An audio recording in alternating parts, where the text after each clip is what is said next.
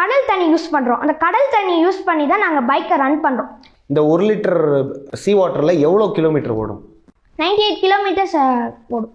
Petroleum தான் ரொம்ப இப்போ விலை ஜாஸ்தின்னும் போது நான் வந்து எனக்கு கடல் தண்ணியை வச்சு எப்படி பண்ணேன்னா, கடல் தண்ணியில் நாங்கள் ஹைட்ரஜனையும் ஆக்சிஜனை பிரிக்கிறோம். அந்த ஹைட்ரஜனை மட்டும் ஃபியூலாக கன்வெர்ட் பண்ணி அதை தான் நாங்கள் பைக்கில் ரன் பண்ணுறோம். அதேமாதிரி கடல் தண்ணியில் ஹைட்ரஜனுக்கு பெட்ரோலியம் இருக்கிற கேலரிஃபிக் வேல்யூ வேறு, அதேமாதிரி ஃப்ளாஷ் பாயிண்ட்டும் வேறு.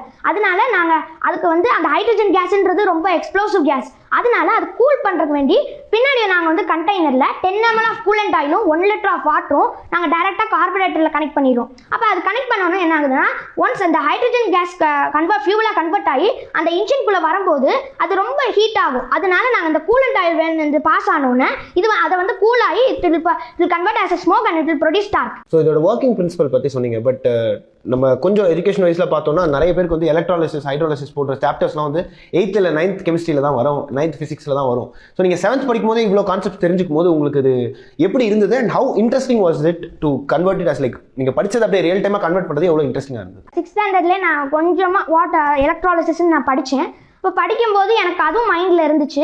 என்ன ஏஜில் இந்த பண்ணுறேன்னு நான் இது இல்லை, ஆனால் நான் இதை பண்ணியிருக்கேன். இந்த எலக்ட்ராலிசிஸ் வச்சு நான் அந்த பைக்கை ரன் பண்ணேன். ஸோ இப்போது பெட்ரோல் ரொம்ப விலை நாளுக்கு நாள் அதிகமாகிட்டே போகுது. உங்களோட ப்ராஜெக்ட் பெட்ரோலுக்கு ஆல்டர்னேட்டாக இருக்குன்னு உங்களால் சொல்ல முடியுமா? அது ஒரு 70% சொல்ல முடியும். ஏன்னா நாங்கள் இப்போ ப்ரோட்டோடைப் தான் பண்ணியிருக்கோம். அந்த ப்ரோட்டோடைப்லேருந்து நாங்கள் ஃபியூச்சர் ஹைப்ரிட் பைக்கையும் டிசைன் பண்ணியிருக்கோம். இப்போ தான் நான் பைக் வாங்கினேன், அந்த மாதிரி இப்போ நான் பைக் வாங்குறேன், புது பைக்கு தான் வாங்க முடியாது, அந்த மாதிரி சொல்கிறவங்களுக்கு நாங்கள் ப்ராடக்ட் அண்டர் ரிசர்ச்னு சொல்லி இன்ஜின்லேயே எல்லாமே கனெக்ஷன் பண்ணி நாங்கள் அந்த எலக்ட்ராலிசிஸ் கிட்டோட நாங்கள் வச்சுருக்கோம். அதுவும் நாங்கள் இது பண்ணுறோம். ஆனால் எங்களுக்கு நாங்கள் இன்னுமே ரிசர்ச் பண்ணி அதை கவர்மெண்ட் ஏற்றுக்கிட்டா நாங்கள் இதை பெட்ரோலியம் பதிலாக சீ வாட்டர் யூஸ் பண்ணலாம். இந்த 1 லிட்டர் சீ வாட்டரில் எவ்வளோ கிலோமீட்டர் ஓடும்? 98 கிலோமீட்டர்ஸ் ஓடும். ஸோ 98 கிலோமீட்டர்ஸ் ஓடுற லெவலுக்கு இப்போது அதை ப்ரோட்டோடைப் பண்ணியிருக்கீங்க. அதை நீங்கள் டெஸ்ட் பண்ணி பார்த்தீங்களா? ஆமாம், டெஸ்ட் பண்ணி பார்த்தோம். எங்கள் sir Anand Megalingam sir drive பண்ணி பார்த்துருக்காரு.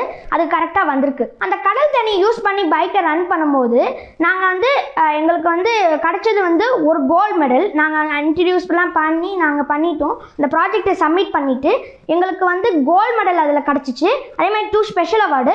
ஒன்று ஐவஸ்லேருந்து கிடச்சிச்சு, இன்னொன்று டிசாஸ்ன்ற கனடா கம்பெனிலேருந்து கிடச்சிச்சு, இன்னொன்று ரொமேனியா ஹானரபிள் ரொமேனியன் அவார்ட்ஸும் எங்களுக்கு கிடச்சிச்சு.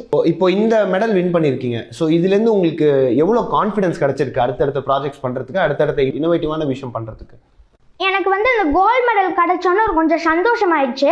எனக்கு இன்னும் என்ன, நான் ஆக்சுவலாக நான் அந்த ப்ராஜெக்ட் பண்ணும்போது எனக்கு கோல்டு மெடல் எனக்கு டார்கெட்டாக இருந்துச்சு. அதை விட டார்கெட்டு எனக்கு 2 ஸ்பெஷல் அவார்ட்ஸ் தான் எனக்கு டார்கெட்டாக இருந்துச்சு.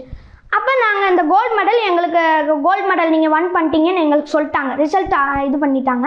ஆனால் கொஞ்ச நாள் கழிச்சு எங்களுக்கு ஒரு நியூஸ் வந்துச்சு. அதாவது நான் 2 ஸ்பெஷல் அவார்டு வாங்கியிருக்கேன். எல்லாரும் ஒரு ஸ்பெஷல் அவார்டு தான் வாங்குவாங்க, நான் 2 ஸ்பெஷல் அவார்டு. எனக்கு ரொம்ப ஹாப்பி ஆயிடுச்சு.